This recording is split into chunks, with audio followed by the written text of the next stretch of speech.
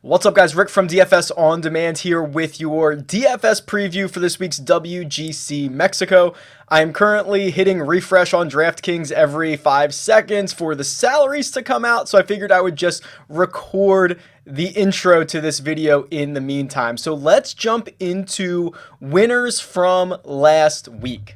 There were a ton of winners of members of DFSOnDemand.com or subscribers to this YouTube channel. Let me shout out a couple of them because the list is pretty long here.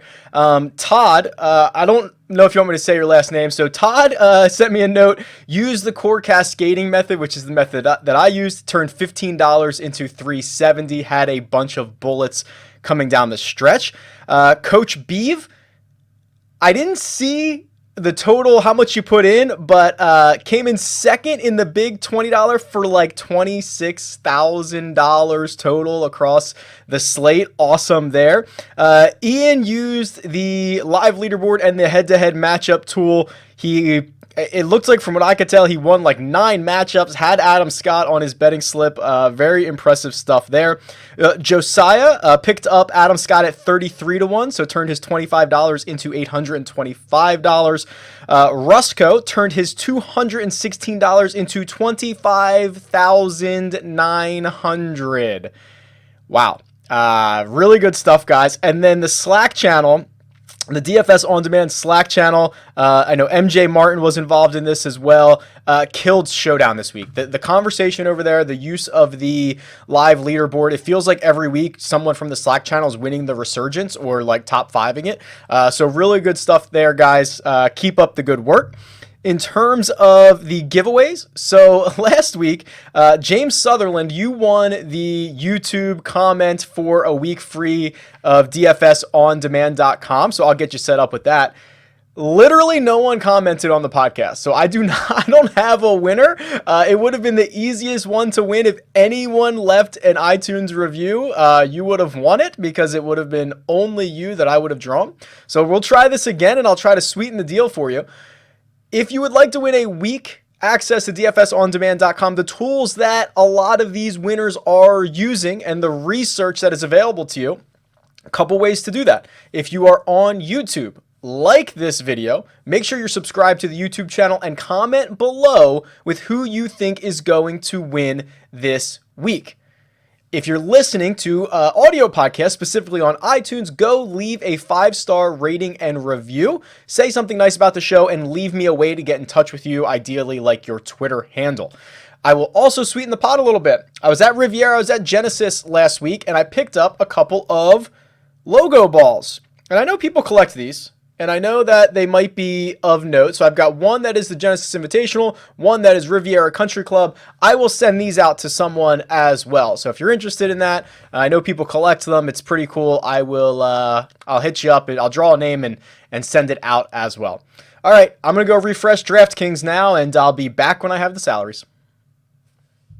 All right, we're back. Salaries are out. WGC Mexico. So if you thought, hey, we had a great field last week at Riviera, we certainly did, and you're getting another great field this week with a WGC event. So Mexico City, Club de Golf Chapultepec. I've been practicing that. What you need to know about it, it plays at super high altitude, something like 7,600 feet. It's basically a 15% increase in distances is kind of what we've seen. So that means if you hit a shot 100 yards down kind of at sea level, it might go 115 up in Mexico City. So these guys who have played here or have played at high altitude, trying to make those calculations, are probably getting a little bit of a boost, which also means that the course is going to play in theoretically a lot shorter than what it's actually listed at. I think the big thing this week is the tree-lined fairways on almost every hole on this course. If you hit it very far out of the fairway, you're in jail. It's going to be a lot of trouble. So distance obviously helps everywhere, but being able to be in the fairway and even on the correct side of the fairway, you can get some hanging limbs. There are like halves of fairways that you're not going to want to hit, or else you're going to have to shape your shot quite a bit on your approach. So let's jump into what the key stats are for this week. So when I run my regression model, what I've done is I've only limited this to Chapultepec. Okay, this event used to be the WGC Cadillac Championship. It used to be played at Doral. This is going to be the 4th year here at Chapultepec. So that be careful, because when you go look at course history, or tournament history, I should say, and you see that Adam Scott, who just won last week at Genesis, also won this event, he did it at Doral. He did not do it here in Mexico. So that might not mean anything to you, but just be aware that there are multiple courses in play for this week when you look at the tournament history. But for my model, this is only Chapultepec. And what I notice here, and this is kind of rare, is almost every single one of the most common stats. Those are the stats like the strokes gained metrics, driving distance, the ones that I believe to be generally the better stats on the PGA Tour, or ones that have quite a bit of sample size for these golfers. Almost every single one of them is a top 10 stat, meaning it is more important here than almost any other course on the PGA Tour out of the 50 courses that they play on the PGA Tour regularly. So the most important stat actually looks to be driving distance, or actually what I should really say that is golfers who hit the ball far have had a lot more success here at Chapultepec than a lot of other courses. That's obviously driven a lot by DJ, who has won here twice, but good to know. Strokes gained around the green, 5th most. The stat is 5th most important here compared to other courses on the PGA Tour. Then you get putting, but I mean, look at these. All of them are top 10 stats, birdie or better, strokes gained total, tee to green, off the tee. All of them are 9th or lower, which is something we rarely see. So when it's like that, trying to figure out which ones to actually go with can actually be more difficult. So I'm just relying back on birdie or better, because it's 4 rounds. You never want to be out of it. It is a no-cut event. Being able to make a bunch of birdies, make a charge on Saturday or something like that after a bad round is usually pretty critical in these events, and birdie makers find their way to the top of the board. And then obviously I want off the tee, but I want guys that hit a lot of fairways because of those tree line situations. So that's what I'm going for this week. We will jump back and forth between the key stats here, but let's get over to the cheat sheet and see what this field actually looks like. 5 guys priced over 10,000, led by Rory McIlroy at 11,500, Dustin Johnson at 11,000, Justin Thomas at 10,800, Jon Rahm at 10,600, and Hideki Matsuyama at 10,000. It's very much a similar situation to what I believe we talked a lot about last week, where it was hard to differentiate between a lot of these guys at the top. I think it's interesting that Rory, for all intents and purposes, was the best player in the field last week for like 71 holes or 70 holes. And he made a triple on 5 on Sunday. He backed that up immediately with a bogey on 6. And he was out of it. But outside of that, he was basically the best player in the field. I don't think there is, much. I mean, obviously Adam Scott was great, but Rory, I'm not afraid to go out and roster Rory again. He finished 2nd here last year. He finished 7th 2 years ago. The only 2 times he's played this event at Chapultepec. He's the #1 player in the world. He makes a ton of birdies. He's awesome off the tee. I could spend 35 more minutes listing off the superlatives around Rory McIlroy. I don't think it's necessary. If you can fit him in your lineup, you get him in your lineup. Now, the rest of these guys are a lot more interesting. Dustin Johnson, I imagine, is going to be very, very popular this week, not only because he's won this event twice in the last 3 years, and the year that he didn't win it, he finished 7th, but it just feels like he's trending in the right direction. So let me pull up his player profile really quickly here. Here's DJ's player profile on DFSOnDemand.com, and you can see Century of Tournament of Champions. I mean, absolutely brutal at the end of the year. No denying that. 7th at the Tournament of Champions, after he got that knee procedure done, and he played all right at the President's Cup as well. He actually went over to Saudi Arabia in the meantime here and finished 2nd. Then AT&T Pebble Beach, he played well, except for basically 1 round. He really punted it away on Sunday when things got difficult. And then the Genesis, he finishes 10th, but doesn't really do anything spectacular. He played well Friday, he played well Saturday, but couldn't put 4 rounds together. I would say if I have concerns, it's this stretch of golf right here. DJ's now lost strokes putting in 8 of his last 10 measured events, which is pretty scary and pretty unlike DJ, considering he gained in, I believe it's 26 of his previous 40 tournaments before that. So for him to flip like that, really has me concerned, to be quite frank. But if we say putting's volatile, he did gain at the Genesis, which is good. He gained a little over a shot and a half.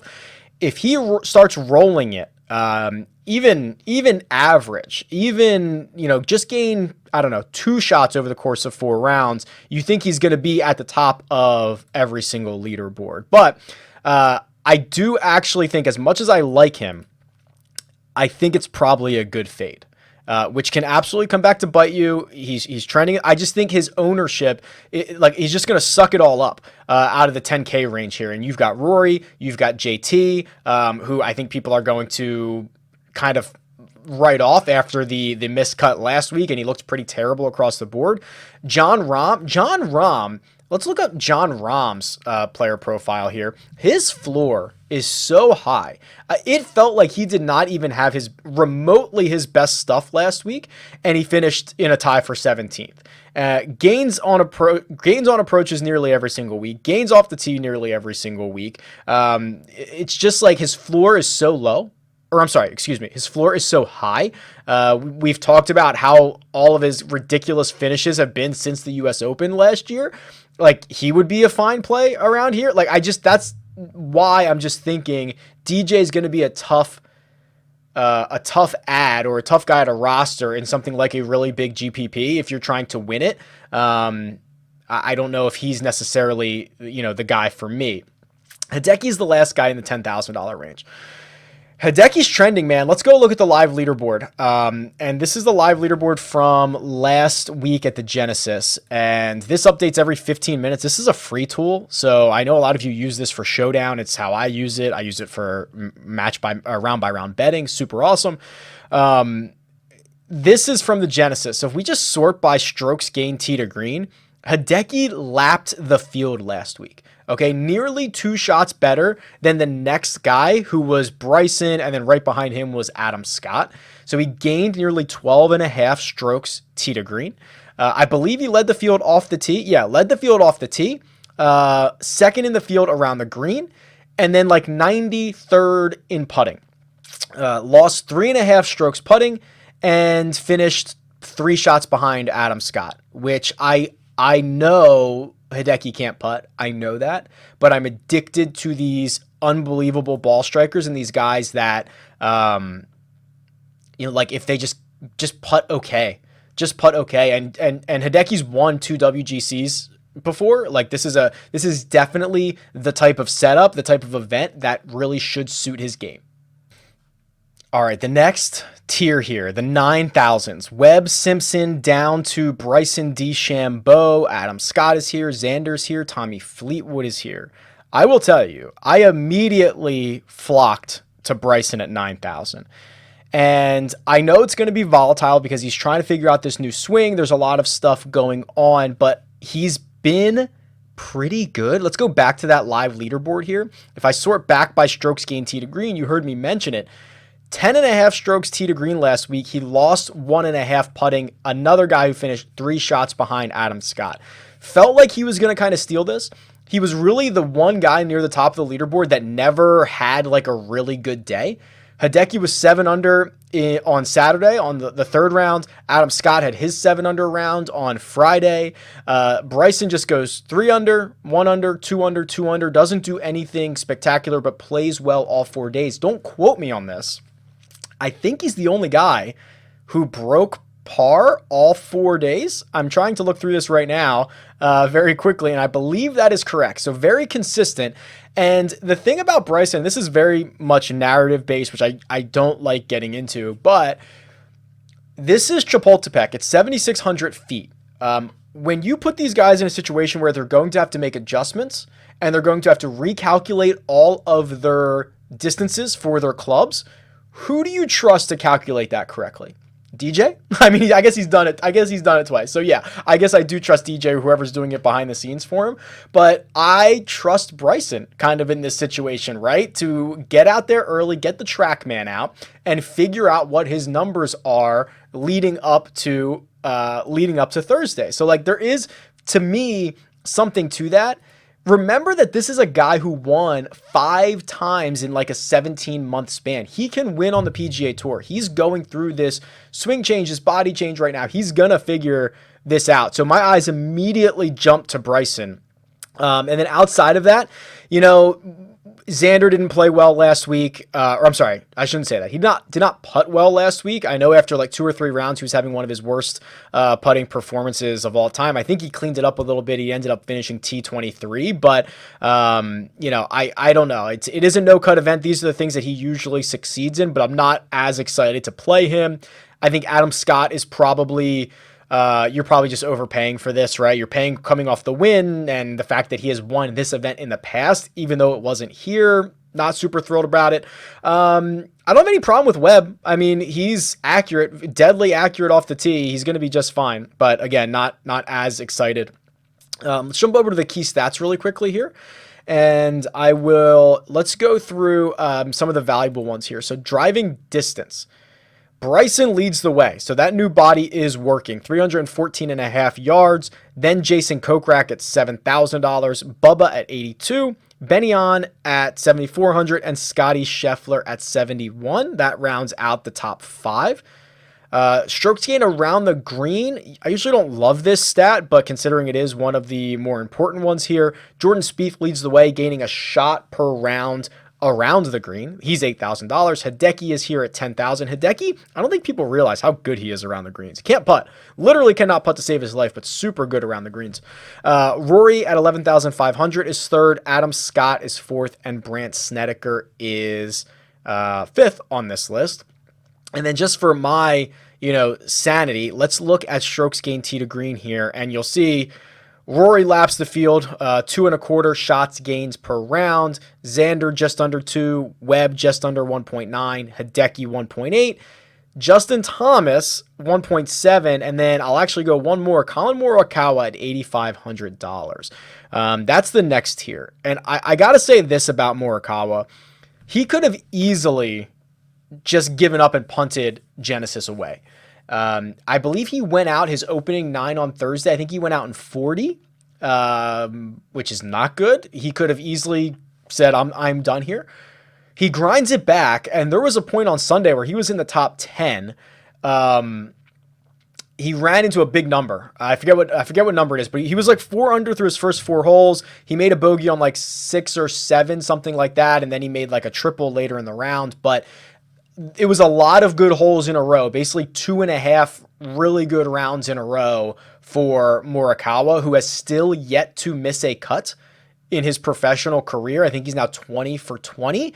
And what I like to see out of that is the grind. It's the grind that I talk about with Jordan Spieth a lot, where especially in a no-cut event, he's not giving this away. Like, he thinks he's in it every single round of the tournament, and he showed that. So that's really exciting. You know, basically 5 straight top 25s for Morikawa. He's someone that I think is in a pretty good spot at 8,500. The rest of these guys in the 8,000, I mean, they're fine. You know, I'm not, again, sprinting to roster a lot of these guys. Jordan Spieth played here a lot, but, you know, kind of, I guess by his standards over the years, pretty underwhelming. I'm just trying to look back at the last 3 years, so just these first 3 here, to see like, hey, what have they all done at Chapultepec? I mean, Bubba's the only one with a top 10 here out of all of the, no, I guess not all of the $8,000 guys, but from Morikawa down to Matthew Fitzpatrick, which is 8,500 and down. There's only one top 10 in the last 3 years, and it's Bubba Watson 2 years ago. The top end of the 8,000s, that's where the course history lives. That's where Paul Casey is, 3rd, 12th, and 16th. Sergio, 6th, 7th, and 12th in the 3 years at Chapultepec. So if you're looking for course history and don't mind the recent form of Casey and Sergio, that might be a pretty good place to look. The sub $8,000 range, Sung J Im is at 7,900, and I already bet him at 66 to 1. This to me, you know, coming off of the one the miscut last week, which he made bogey on 18 to miss the cut on the number. It's rare. He hadn't missed a cut since the Open Championship last year. He's young. He's going to bounce right back. He still is one of the best ball strikers on the PGA Tour. Obviously, that's not going to change after 2 rounds at Riviera. I think he's like top 10. Don't quote me on this. I don't have the stat in front of me. He's like top 10 in birdie average on the PGA Tour. And again, when we get to these no-cut events, I want birdie makers. And Sungjae at 79, like when you compare him to like Answer's fine, like whatever, Matthew Fitzpatrick, but like Brandon Gray, Shane Lowry, like I'm pretty sure Sungjae is significantly better than the rest of these guys here. I assume he'll still be popular. People are getting sharper about, you know, missing a cut and just forgetting about it. But I know he was popular last week, and there is going to be some percentage of you that have written him off and have written off Bubba, and have written off whoever else, you know, missed the cut by 1 shot. Jason Day, right, who burned people last week. Like, I know people are going to stay away from golfers after they do that. So I'm right back in on Sungjae. And then the rest of this range, it's kind of interesting. I don't know. I mean, I'll have to see as I start building these lineups here. You know, Bernd Wiesberger, he's like the 22nd or 23rd ranked player in the world. I believe he's missed a couple of cuts recently on the Euro Tour, which is obviously driving down.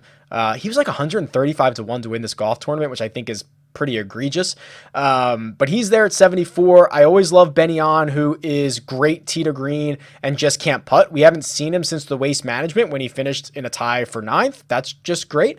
The 70, like the low 7,000. So Billy Horschel, who has he really not played since, oh, I'm sorry, I'm looking at the wrong line here. Terrell Hatton, apologies, peeps. Terrell Hatton, who won recently. Do not quote me on the event. I can go look it up, but it was recently on the European Tour a couple weeks ago. 3 top 20 finishes in a row here at Chapultepec. 19th, a 3rd 2 years ago, and a 10th 3 years ago. That's someone who's pretty interesting if you're looking for salary cap relief. And then you start getting into the guys that have qualified for one reason or another. So I believe this is, so there's 72 players in the field. It is top 50 in the world. And then there's like exemptions for other tours, right? Like I think the Asian Tour gets a couple spots, all that stuff.